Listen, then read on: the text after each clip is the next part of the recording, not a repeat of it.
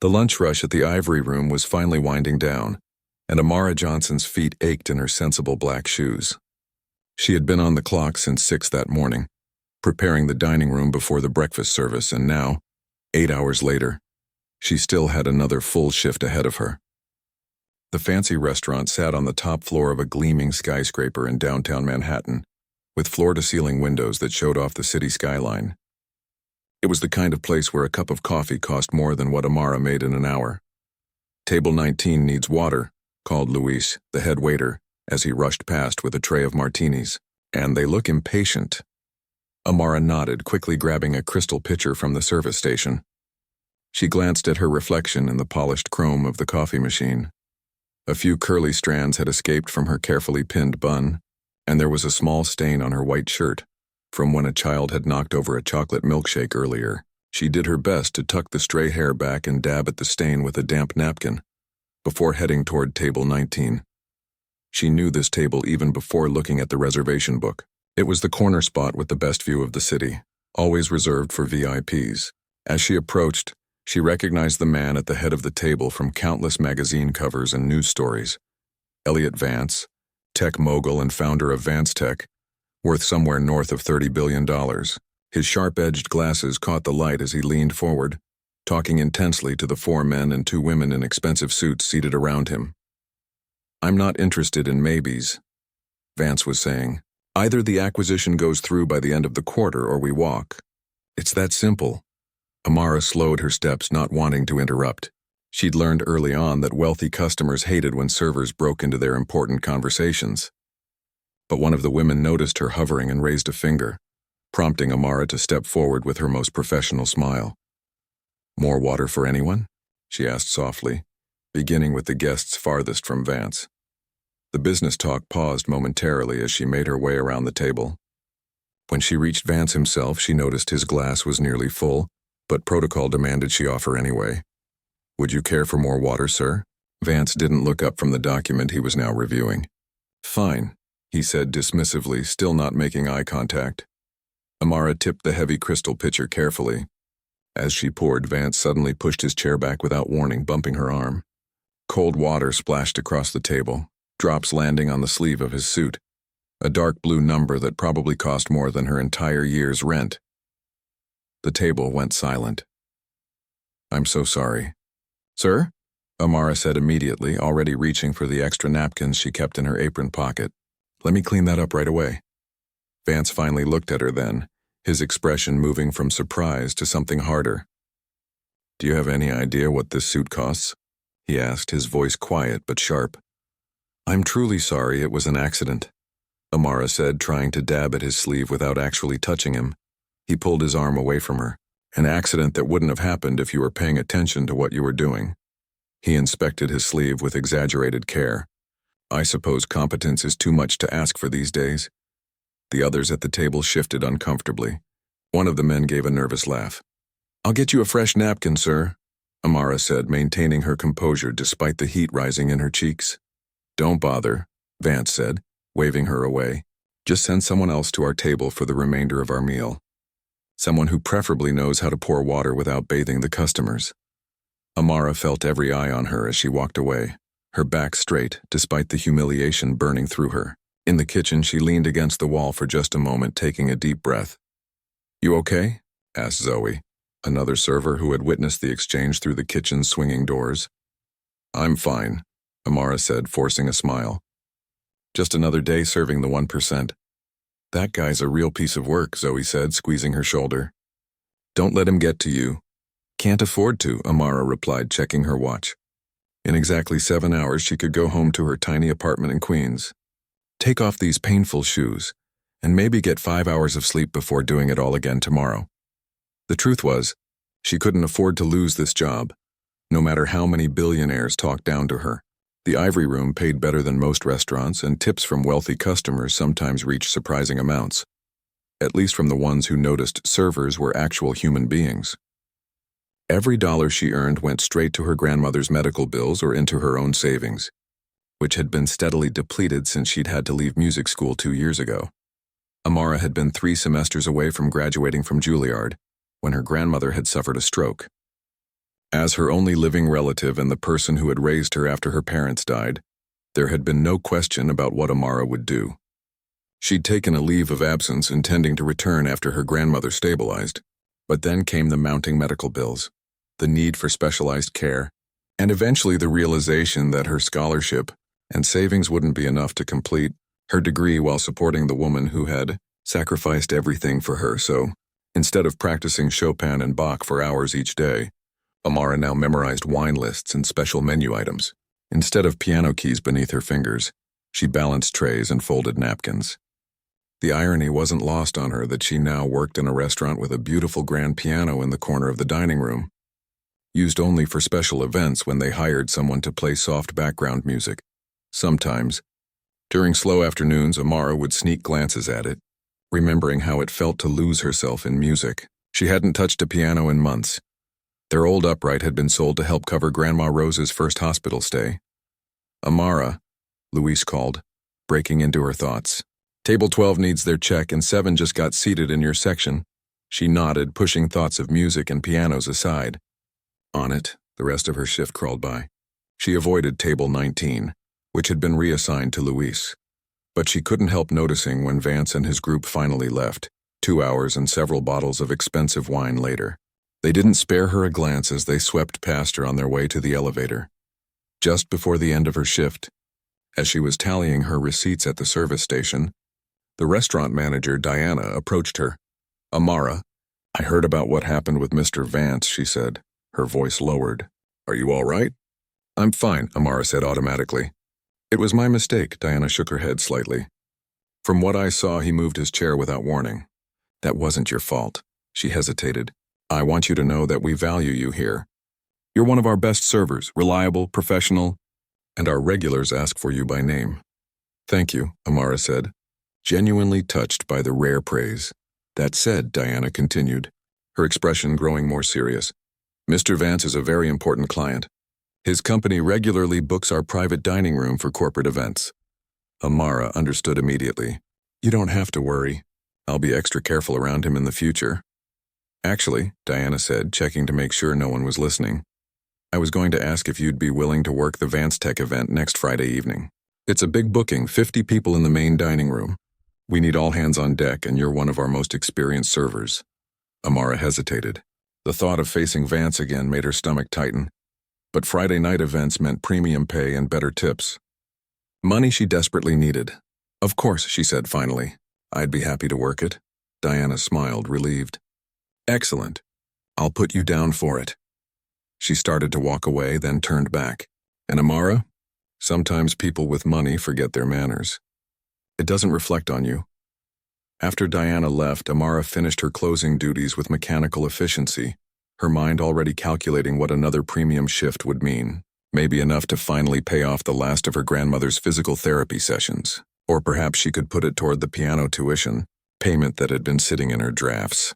Folder for over a year now, the one addressed to Juilliard's bursar office with a note requesting reinstatement when her financial situation improved. As she gathered her things to leave, Amara paused by the grand piano, allowing herself just a moment to run her fingers lightly over its polished surface. The dining room was empty now, the last customers long gone. Someday, she whispered to herself, a promise and a prayer combined. Outside, the September evening was unexpectedly cool. As Amara waited for the bus that would take her to the subway station, she pulled her thin jacket tighter around her shoulders and tried not to think about Elliot Vance or his dismissive words. Instead, she hummed quietly to herself, fingers moving in her pocket playing an invisible keyboard. Chopin's Nocturne Opera 9, number 2, her grandmother's favorite piece, and the last thing Amara had played for her before the piano had been sold. She would get through next Friday's event with her head held high. She would serve Vance and his guests with the same professionalism she showed everyone, and someday, when this chapter of her life was behind her, perhaps she would look back on it as nothing more than a small, unpleasant detour on her journey back to music. The bus arrived, its doors hissing open. Amara stepped aboard, already calculating how many more double shifts stood between her and that dream. The week passed in a blur of double shifts, quick meals eaten while standing, and precious few hours of sleep. By Friday evening, Amara was running on determination and 3 cups of coffee as she changed into her freshly pressed uniform in the staff room of the ivory room. "You look dead on your feet," Zoe said, pinning her name tag to her crisp white shirt. "Rough week?" "Grandma Rose had some bad days," Amara explained, twisting her hair into its usual neat bun. "She gets confused sometimes, thinks she's back in New Orleans teaching music. I was up most nights sitting with her, and yet here you are," Zoe said, giving her a sympathetic look. "You know Diana would have let you skip tonight if you'd asked." Amara shook her head. "Can't afford to. Besides, I'm fine." She straightened her black tie and checked her appearance one last time in the small mirror hanging by the lockers. Dark circles shadowed her eyes, but a touch of concealer had done its work. No one would notice unless they looked closely, and wealthy people rarely looked closely at the staff who served them. "Just stay clear of that Vance guy tonight," Zoe advised as they headed out to the main dining room. "I heard he can be a real nightmare at these corporate events. Last time he made a busboy cry because the ice in his whiskey wasn't the right shape." "I'll keep my distance," Amara promised, though she knew it might be difficult in a room full of 50 Vance Tech employees and associates. The ivory room had been transformed for the evening. The regular tables had been removed to create an open space with cocktail stations around the perimeter. At one end of the room stood a small stage where a jazz quartet was setting up their instruments. Near the windows, bartenders prepared elaborate drinks behind marble counters, and in the corner the grand piano gleamed under soft spotlights. "Looks like they've hired a pianist for later," Zoe noted, following Amara's gaze to the piano. "Probably," Amara agreed, trying to ignore the familiar ache in her chest whenever she saw the instrument. "Come on, Diana's gathering everyone for the pre-service briefing." The staff huddled near the kitchen as Diana went over the evening's schedule. Cocktails for the first hour, followed by past appetizers, then a buffet dinner, and finally an awards presentation, where Vance would recognize top performers in his company. "Remember, these are Vance Tech's most important people," Diana emphasized. "Mr. Vance specifically requested our best service. Everyone needs to be on their game tonight," as if summoned by his name. The elevator doors opened, and Elliot Vance stepped into the restaurant, followed by his assistant, a nervous-looking young man clutching a tablet. Vance surveyed the room with critical eyes, making small adjustments to the placement of flowers and directing his assistant to take notes.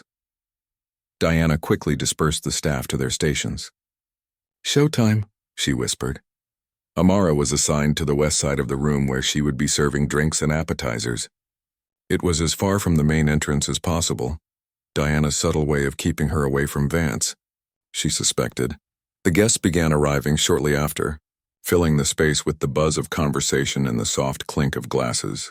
Amara moved efficiently between groups, offering champagne and taking drink orders.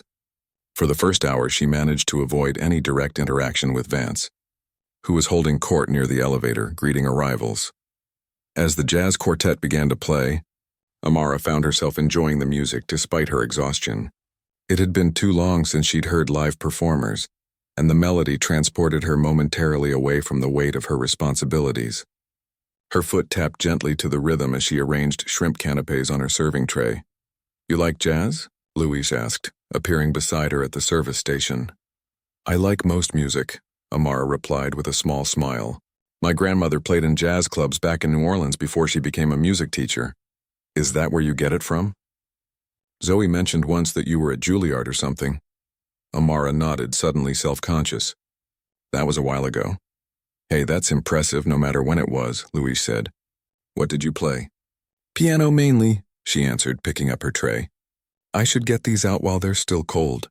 She moved back into the crowd, offering appetizers and collecting empty glasses. The room had grown louder as more champagne was consumed, and Amara had to lean in to hear drink orders. She was just turning away from serving a group of engineers when she almost collided with Elliot Vance. "Excuse me," she said automatically, stepping back quickly. Recognition flickered in his eyes. "Ah," he said, looking her up and down. "The water pourer from last week." Amara's cheeks warmed, but she kept her expression neutral. "Yes, sir. Can I get you anything this evening?" "Scotch." "Neat," he said, and then with a hint of mockery, "Think you can manage that without spilling it?" "Of course, sir," she replied evenly. "I'll bring it right away." She moved toward the bar, feeling his eyes follow her. As she waited for the bartender to pour the scotch, she took a deep breath. reminding herself of all the reasons she needed this job.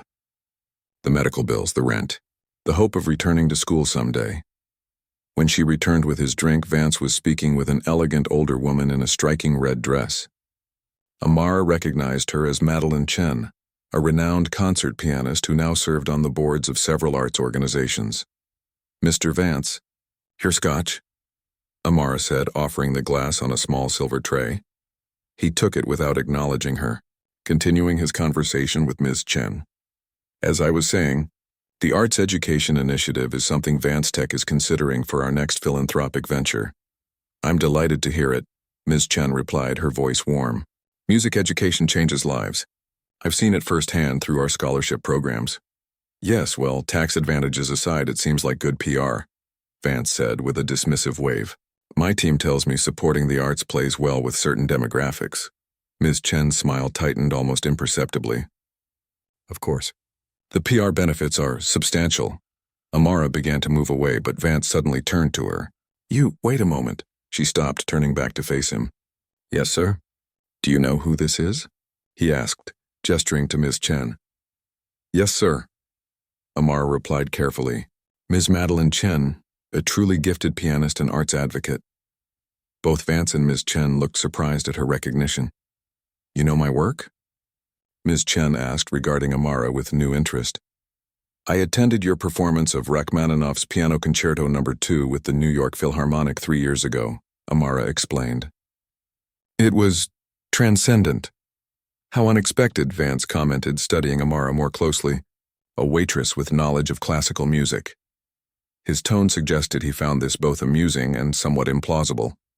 Ms. Chen, however, seemed genuinely pleased. "Thank you, dear. It's always wonderful to meet someone who appreciates the classics. Our server here fancies herself something of a musician," Vance said, a new gleam in his eye. He gestured toward the grand piano in the corner. "In fact, I wonder if she might favor us with a demonstration." Amara froze. "Sir? The piano," Vance said, as if explaining to a child. "You do play, don't you? Or was that just talk to impress the famous Ms. Chen?" Several nearby conversations quieted as people turned to watch the exchange. Diana, noticing the developing situation from across the room, began making her way toward them with a concerned expression. I'm working, sir," Amara said, her heart pounding. "And I'm the one paying for this event," Vance countered. "Consider it part of the entertainment I've requested." He raised his voice slightly, addressing the guests around them. "Ladies and gentlemen, it seems we have an undiscovered talent among the staff tonight. Our server here claims to appreciate fine music and presumably can play it as well." Amara felt trapped as more people turned to look at her. She searched the crowd for Diana, silently pleading for intervention, but her manager had been stopped by another guest with a complaint. "I really should get back to my duties." Amara tried again. "Come now," Vance said, taking her tray and handing it to a startled guest. "I insist." He placed a hand on her shoulder and began steering her toward the piano. "Let's see if there's more to you than carrying trays and spilling water." Whispers followed them as he led her across the room. Some guests looked embarrassed by the display, others curious. Miss Chen followed with a slight frown, clearly uncomfortable with Vance's behavior, but unwilling to make a scene. The jazz quartet had stopped playing, watching the unfolding drama with the rest of the crowd. As they reached the piano, Vance gestured grandly for Amara to sit on the bench. "Mr. Vance," came Diana's voice as she finally broke free from the other guest. "Perhaps we should continue with the planned entertainment for the evening." "This is much more interesting," Vance replied, not taking his eyes off Amara. "I'm curious to see if our server is as knowledgeable as she claims to be." He turned to address the room again. "What do you say, everyone? Shall we have a little impromptu performance?" Several guests, following their boss's lead, called out encouragement. Others shifted uncomfortably but remained silent. Amara stood beside the piano, aware of every eye in the room on her. She had two choices: walk away and likely lose her job, or sit down and play. Either way, Vance had succeeded in humiliating her. She looked at the gleaming keys, then at Vance's smug expression, clearly expecting her to fail. Then her gaze drifted to Ms. Chen, who was watching her with genuine curiosity and a hint of sympathy. Slowly, Amara set her serving tray down and smoothed her uniform. With quiet dignity, She took a seat at the piano bench, adjusting it slightly as she'd done countless times before at recitals and practice sessions. She placed her hands on the keys, feeling their cool, familiar weight beneath her fingers. 2 years of doubts and fears melted away as she closed her eyes and took a deep breath. And then, Amara Johnson began to play. The room fell silent as Amara's fingers hovered over the keys. For a terrifying moment, she wondered if she'd forgotten how to play. It had been so long, nearly 2 years since she'd touched a piano, since the day they'd sold her grandmother's beloved upright to pay for hospital bills. But then muscle memory took over, and she began to play. The first notes of Chopin's Nocturne Op. 9, M2 floated through the air, soft, hesitant at first like a question. It was her grandmother's favorite piece, the one Rose Johnson had taught her when Amara was just 7 years old, stretching to reach the keys on their old piano in their small apartment. The melody was etched into her heart, into her fingertips. As she played, the world around her faded away. The watching crowd, Vance's smug face, the uncomfortable uniform, her aching feet, all of it disappeared. There was only the music, building and flowing through her like a river, finding its way home after a long drought. Near the edge of the crowd, Diana stood with her mouth slightly open, cocktail tray forgotten in her hands. The jazz musicians exchanged glances of surprise and appreciation, and Madeleine Chen, the renowned pianist, leaned forward with narrowed eyes, her champagne glass suspended halfway to her lips. Amara's confidence grew with each measure. Her back straightened, her shoulders relaxed, and her face transformed.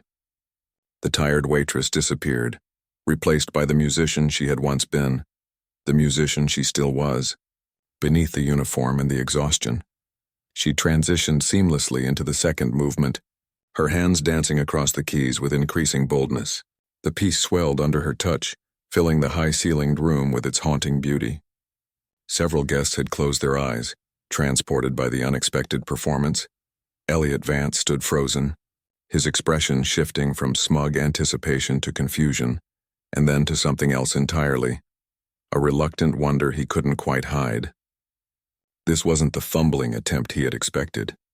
This was the playing of someone who belonged on a concert stage, not carrying trays in his company's hired venue. As Amara brought the nocturne to its delicate conclusion, she paused for just a moment, then made a decision. Without opening her eyes, she transitioned into her own composition, a piece she had been working on before leaving Juilliard, one that blended classical structure with hints of jazz and the New Orleans blues her grandmother had played in smoky clubs decades ago. It was music that told her story, moments of struggle and darkness giving way to persistent hope, notes of determination woven through complex harmonies. Her left hand kept a steady rhythm while her right hand improvised, reaching for higher registers, building toward something that felt like freedom. A collective breath seemed to be held in the room. Even the bartenders had stopped mixing drinks, standing motionless with shakers in hand. The servers, including Zoe and Luis, had abandoned their duties to cluster at the edges of the crowd, watching their colleague with astonished pride. When Amara finally played the last note, letting it linger in the air before slowly lifting her hands from the keys, there was a moment of complete silence. Then the room erupted. Applause thundered against the windows, startling Amara back to reality. She opened her eyes to see the entire crowd on their feet, clapping and calling out praise. Some were wiping away tears. Others were shaking their heads in disbelief. Madeleine Chen was the first to reach the piano, her red dress vivid against the black instrument. "My dear," she said, her voice thick with emotion, "that was extraordinary." She took Amara's hands in her own, examining them as if they held some magical secret. "Where did you study?" Before Amara could answer, Vance appeared at her side, his earlier mockery replaced by an expression she couldn't quite read, something between shock and calculation. "Well," he said, loud enough for those nearby to hear, "that was unexpected." "That," Miss Chen corrected him sharply, "was genius." She turned back to Amara. "You never answered my question. Where did you train?" Amara stood up from the bench, suddenly aware again of her waitress uniform, of the watching crowd, of Diana hovering anxiously nearby. "Juilliard," she said quietly, "for 3 years. But I had to leave before graduating." Ms. Chen's eyebrows rose. "And now you're here, serving drinks?" "Life happens," Amara said simply. She smoothed her apron, trying to regain her professional composure. "If you'll excuse me, I should get back to work." "No," Vance said abruptly, putting a hand on her arm as she tried to move past him. "Wait." The crowd was beginning to disperse, returning to their conversations, though many still glanced back at the piano corner with lingering amazement. The jazz quartet had taken the opportunity to start setting up again, murmuring among themselves about what they had just witnessed. "Mr. Vance," Diana intervened, stepping forward. "Perhaps we should continue with the evening's scheduled program. The buffet is ready to be served." Vance ignored her, his eyes fixed on Amara. "Why did you leave Juilliard?" The question was too direct, too personal, coming from someone who had just tried to publicly humiliate her. Amara hesitated, but something in his expression, a genuine curiosity replacing his earlier disdain, made her answer. "My grandmother had a stroke. She raised me after my parents died, and she needed care. There wasn't money for both." Vance nodded slowly as if calculating something. "And your composition, that last piece. What was it called?" "It doesn't have a name yet," Amara admitted. "It's still unfinished." "Like your education," Ms. Chen observed quietly. An uncomfortable silence fell between them, broken only when Luis approached with a message that one of the Vance Tech executives needed to speak with Vance urgently. With a last considering look at Amara, the billionaire allowed himself to be led away. Ms. Chen lingered, her experienced eyes studying Amara with increasing interest. "You should be performing, not serving," she said finally. "Talent like yours is too rare to waste." Amara gave a small, tired smile. "Talent doesn't pay the bills, Ms. Chen, or my grandmother's medical care." "Perhaps not directly," the older woman conceded. She reached into her clutch and extracted a business card, pressing it into Amara's hand. "But there are ways. Call my office on Monday. I'd like to hear more of your playing in a more appropriate setting." Before Amara could respond, Diana appeared at her elbow, relief evident in her face. "Amara, you were amazing. But I need to ask, would you mind continuing your shift? We're short-staffed as it is, and the buffet is about to open." Reality crashed back in. Amara tucked Ms. Chen's card carefully into her pocket and nodded to her manager. "Of course." As she moved to return to her station, Ms. Chen called after her, "Monday, remember. Don't disappoint me." For the next hour, Amara worked in a daze, serving food and clearing plates while guests continuously approached to compliment her performance. Some asked if she would play again. Others wanted to know her story. A few even slipped her business cards of their own, mentioning connections to music schools and orchestras. She answered politely but briefly, too overwhelmed to fully process what was happening. Throughout it all, she was aware of Vance watching her from across the room as he mingled with his employees, his expression unreadable. When it came time for the awards presentation, Amara was relieved to retreat to the kitchen with the other servers. They gathered around her immediately, peppering her with questions. "Why didn't you tell us you could play like that?" Zoe demanded, eyes wide. "You're basically a concert pianist," Luis added. "What are you doing working here?" "It's complicated," Amara said, leaning against the counter, suddenly exhausted as adrenaline drained from her system. "And it was a long time ago." "Not that long ago," came a voice from the doorway. Madeline Chen stood there, looking somewhat out of place among the stainless steel and bustling kitchen staff. "And not as complicated as you might think." The kitchen fell silent as the famous pianist made her way to Amara.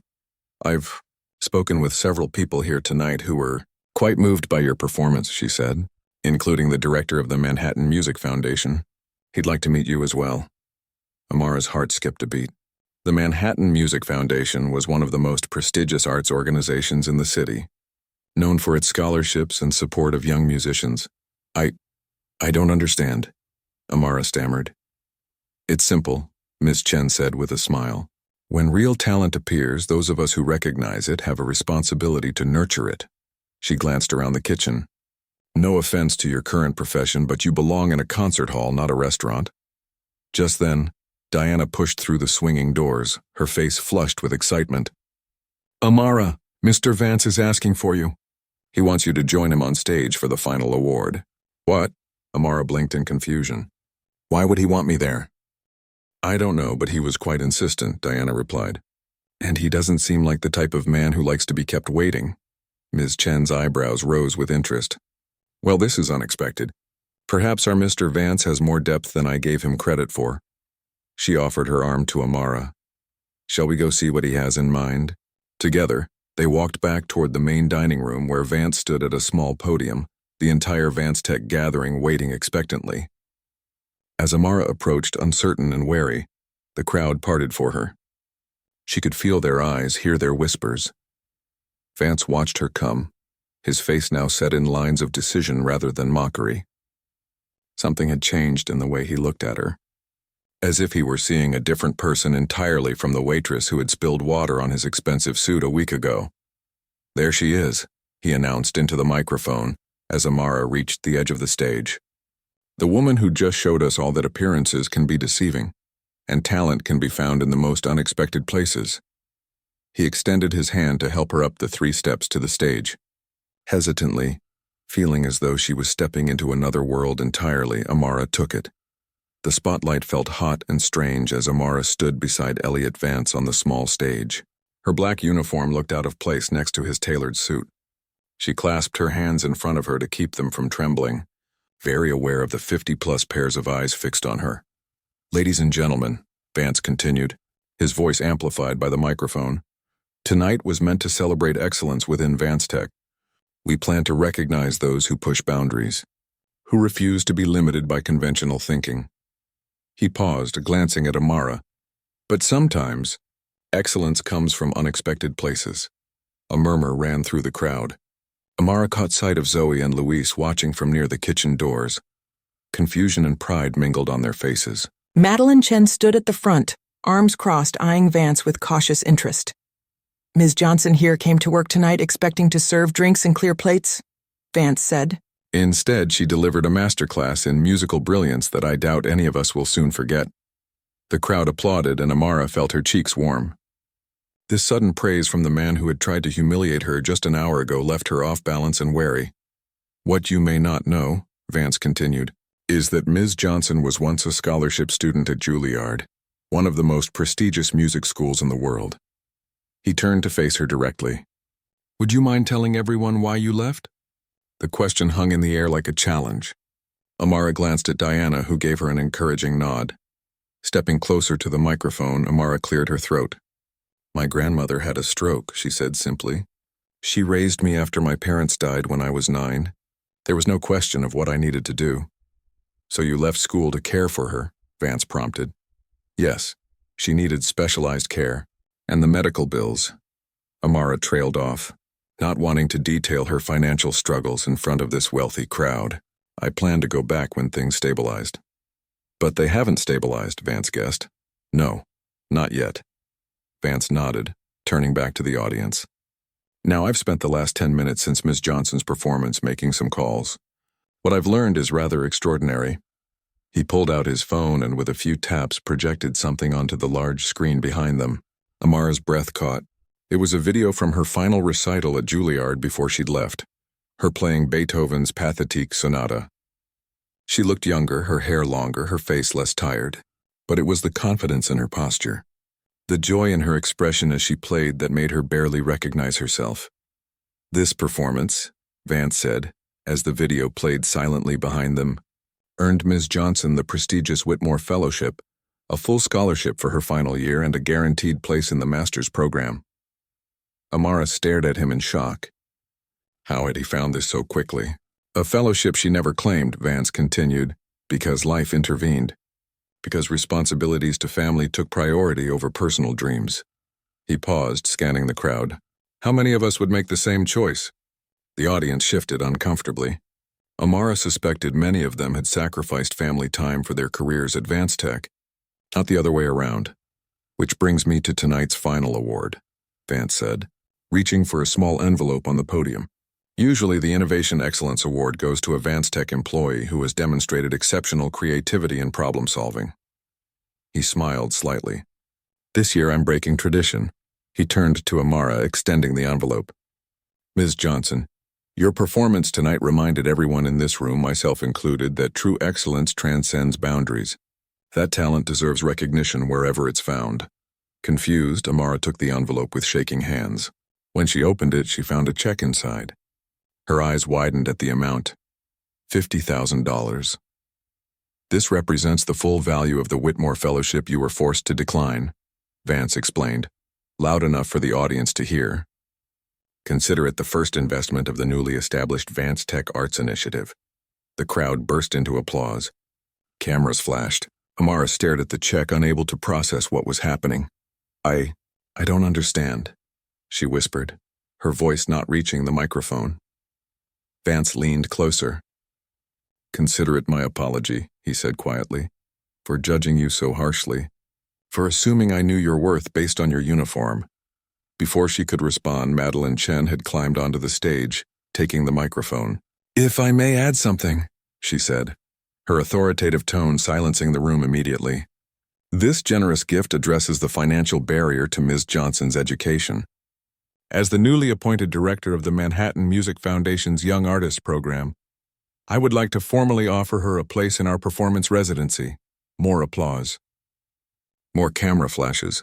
Amara felt lightheaded, as if she might float away or faint. The residency, Ms. Chen continued, includes weekly performance opportunities, master classes with visiting artists, and most importantly, a flexible schedule that would allow Ms. Johnson to continue caring for her grandmother while pursuing her music. Vance nodded approvingly. Excellent. It seems we have the beginnings of a plan. He turned to the audience. Let's raise a glass to unexpected talent and new beginnings. As champagne was distributed, Amara found herself surrounded by well-wishers. Vance Tech executives, the jazz musicians, even the kitchen staff who had snuck out to witness the commotion. Through it all, she clutched the envelope, still not quite believing what had happened. When the crowd finally thinned, Amara found Diana beside her. I'm so happy for you, her manager said, squeezing her arm, though I suppose this means we'll be losing our best server. I don't know what it means yet, Amara admitted. It's all happening so fast. Life can change in an instant, Diana said with a smile. Sometimes for the worse, but sometimes... She nodded toward the check in Amara's hand. For the better. As the event wound down, Amara changed out of her uniform in the staff room, carefully placing the envelope in her bag. Her mind raced with possibilities, with questions, with cautious hope. Could she really return to music? Could she balance her grandmother's care with studying and performing? Was this all just an elaborate PR stunt for Vance or a genuine second chance? She was so lost in thought that she didn't notice Vance waiting by the staff exit until she nearly bumped into him. Ms. Johnson, he said, stepping back. I hoped to catch you before you left. Mr. Vance? Amara nodded, still uncertain how to feel about this man who had mocked her, then seemingly changed her life in the span of a single evening. My driver's waiting outside, he said. I'd like to offer you a ride home. Amara hesitated. That's not necessary. I take the bus to the subway, then... Please, he interrupted. It's late and we have things to discuss. Something in his tone made her curious. What things? Your grandmother's medical care, for one, he said. The check will help with your education, but I suspect there are other concerns. Amara studied his face, looking for signs of the arrogance she'd seen at their first meeting. Instead, she found something different. A thoughtfulness, perhaps even a hint of remorse. All right, she agreed cautiously. The sleek black car waited at the curb, its engine purring quietly. As they settled into the plush leather seats, Amara gave the driver her address in Queens. I owe you an explanation, Vance said as the car pulled away from the curb. For my behavior last week and earlier tonight. Amara waited, saying nothing. I've spent my life surrounded by people who want something from me, he continued, looking out the window at the city lights. People who pretend to be something they're not to get close to my money, my influence. He turned back to her. I've become cynical, quick to judge, quick to dismiss. So you decided to humiliate a waitress because she spilled water on you? Amara asked, unable to keep the edge from her voice. Vance winced. I'm not proud of that. Or of trying to embarrass you tonight by making you play. He shook his head, though I suppose that backfired spectacularly. Despite herself, Amara smiled slightly. It did. When you played, Vance hesitated. It reminded me of something I'd forgotten. My mother was a music teacher in the public school system. Before she died, she used to say that music was the great equalizer, that it didn't care about your bank account or your zip code. She was right. Yes, he nodded. Watching you transform from server to artist in seconds, it was a powerful reminder of how wrong our assumptions can be. How much talent goes unrecognized because of circumstance, not merit. The car turned onto the expressway, heading toward Queens. Amara looked down at her hands, the hands of a pianist forced to become a waitress. So what happens now? Is this check just to ease your conscience, or? It's a beginning, Vance said firmly. If you'll allow it. He pulled out his tablet and opened a document. I've had my team draft a proposal. The Vance Tech Arts Initiative will fully fund your return to Juilliard if that's what you want, or support your work with Madeline Chen's program. Or both. He handed her the tablet. It also includes a healthcare package for your grandmother. Private nursing, physical therapy, whatever she needs. Amara skimmed the document, her heart racing. Why would you do all this? Partly to make amends, Vance admitted, but also because it makes sense. Talent like yours shouldn't be serving drinks. It should be shared with the world. And what do you get out of it? Vance smiled slightly. Good PR tax benefits, as I told Miss Chen earlier. But also, he paused, the satisfaction of fixing a mistake. Of recognizing value where I initially saw none. The car slowed as they entered Amara's neighborhood. Modest apartment buildings and small businesses. A far cry from the Manhattan luxury Vance was accustomed to. You don't have to decide tonight, he said as they pulled up to her building. Take the weekend. Discuss it with your grandmother. Call me on Monday. Amara nodded, gathering her bag. As she reached for the door handle, Vance added, one more thing. The night manager at the Ivory Room mentioned that you haven't had a piano since you sold your grandmother's to pay her medical bills. That's right. There will be a delivery tomorrow morning, he said simply. Consider it separate from everything else, no strings attached. Just a tool you need to practice your craft. Amara felt tears threatening at the corners of her eyes. The thought of having a piano again, of being able to play whenever she wanted, of showing her grandmother that part of their life wasn't gone forever, was almost overwhelming. Thank you, she said quietly. No, Vance replied, meeting her gaze directly. Thank you for reminding me to look beyond appearances, for showing me what courage looks like. As Amara climbed the stairs to her apartment, her mind swirled with the evening's events. Just hours ago, she had been dreading facing Vance again. Now she carried home a check that could change everything. A promise of health care for her grandmother, and the news that a piano, her own piano, would arrive tomorrow. She unlocked the door quietly, not wanting to wake Rose if she was sleeping. But a small lamp was on in the living room, and her grandmother sat in her wheelchair by the window, looking out at the night sky. You're home late, Rose said, turning to greet her. Her words were slightly slurred from the stroke, but her eyes were clear and alert tonight. How was work? Amara set down her bag and knelt beside the wheelchair, taking her grandmother's weathered hands in hers. Grandma, she said, her voice trembling with emotion. You won't believe what happened. 6 months later, Amara stood backstage at Lincoln Center, taking deep breaths to calm her racing heart. Through the heavy curtain, she could hear the murmur of the audience settling into their seats. Her fingers moved silently, practicing the most challenging passages of Rachmaninoff's Piano Concerto No. 2 one last time. 5 minutes. Ms. Johnson, the stage manager said quietly, clipboard in hand. Amara nodded, smoothing down the skirt of her midnight blue gown. It was custom-made for tonight's performance, her debut with the Manhattan Symphony Orchestra. In the front row, her grandmother would be watching from her wheelchair, attended by her private nurse. Also in the audience would be her former co-workers from the Ivory Room, including Zoe, Luis, and Diana, all given complimentary tickets. And somewhere out there, Elliot Vance would be sitting as well, though he had declined the offer of special recognition or any public acknowledgement of his role in her journey back to music. The past 6 months had transformed Amara's life in ways she could never have imagined. That night at the Vance Tech event, true to his word, Vance had arranged for a baby grand piano to be delivered to her apartment the very next day. The delivery men had needed to remove the front door and part of the wall to get it inside. But Vance's construction crew had repaired everything by evening. Her grandmother's face when she first saw the gleaming instrument in their modest living room was something Amara would never forget. Joy mingled with disbelief. Then tears as Rose Johnson realized she would hear her granddaughter play again. The healthcare package Vance had promised proved even more comprehensive than Amara had expected. Rose now had a team of specialists, regular physical therapy, and a part-time nurse who came 3 days a week.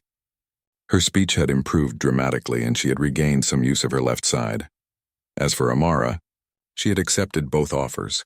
Re-enrollment at Juilliard to complete her degree and participation in Madeline Chen's Young Artists program.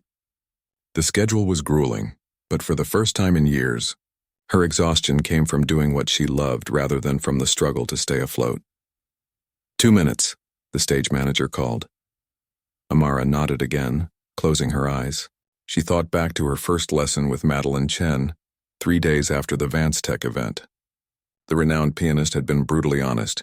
"You have extraordinary talent," she had told Amara, "but you've lost nearly 2 years of critical practice time. We have a mountain to climb to get you back to where you were, let alone where you could be."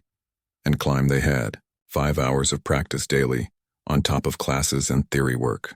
Weekends spent mastering techniques that had grown rusty during Amara's time away from the piano. Calluses building again on fingers that had grown soft from carrying trays instead of striking keys. There had been moments of doubt. Nights when Amara questioned whether she could really return to the world she had left behind. Whether she truly belonged on stage again, or if this was all an elaborate charity project that would end in failure and embarrassment. On one such night, she had received an unexpected call from Vance. "Ms. Chen tells me you're considering dropping out of the program," he had said without preamble. "I'm behind the others," Amara had admitted. "They didn't take 2 years off to serve drinks?" "No," Vance had agreed. "They didn't have to make the choice you did, which is precisely why you'll surpass them all eventually. You can't know that. I make my living betting on potential," he'd replied, "and I've never been more certain of an investment." Something in his confidence had steadied her, and she had returned to practice the next day with renewed determination. "Places, Ms. Johnson," the stage manager whispered. Breaking into her memories, Amara opened her eyes. It was time. As she walked onto the stage, the bright lights momentarily blinded her. The applause sounded distant, as if coming from underwater. She found the piano waiting for her, lid raised. Magnificent and intimidating. She took her seat, adjusting the bench slightly, then looked up to acknowledge the conductor, and caught sight of her grandmother in the front row. Rose Johnson sat straight in her wheelchair, pride radiating from her face. Beside her was Madeline Chen, elegant as always, her expression a mix of teacher's anxiety and absolute faith. And there, a few seats away, sat Elliot Vance. Gone was the arrogant smirk she had first encountered. Instead, he watched her with quiet respect, offering a small nod of encouragement when their eyes met. The conductor raised his baton. Amara placed her hands on the keys. And then, like coming home after a long journey, she began to play. The concerto poured through her like a river, powerful, emotional, demanding everything she had to give. But this time, unlike her impromptu performance at the Ivory Room, she wasn't playing to prove her worth or to avoid humiliation. She was playing because this was who she truly was, who she had always been, even when circumstances had forced her to set it aside. When the final notes faded away, there was a moment of complete silence. Then the hall erupted. The audience rose to their feet, applause thundering against the walls. Flowers were brought to the stage. The conductor shook her hand with genuine admiration. Later, at the reception following her performance, Amara found herself surrounded by well-wishers, critics, and representatives from recording companies. She answered their questions politely, accepted their compliments with grace, but her eyes kept searching the room for the people who mattered most. She found her grandmother holding court in a corner, regaling Zoe and Luis with stories of Amara's childhood performances in New Orleans. The former waitress and the former busboy looked completely out of place in the elegant reception hall, but they were beaming with pride for their friend. "They've been offered jobs, you know," came Vance's voice from beside her. Amara turned to find him watching her former co-workers with amusement. "Luis as an events coordinator for Vance Tech, and Zoe in our HR department. Diana too. She starts next month as manager of our executive dining services." "You didn't have to do that," Amara said. "I didn't," Vance replied. "They interviewed and earned the positions. I merely made sure their applications were seen by the right people." He sipped his champagne. "Talent often goes unrecognized when it wears the wrong uniform. I'm learning that lesson rather late in life, thanks to you. Before Amara could respond, Madeline Chen joined them, her eyes bright with excitement. Spectacular performance, she said, kissing Amara on both cheeks. And perfect timing, too.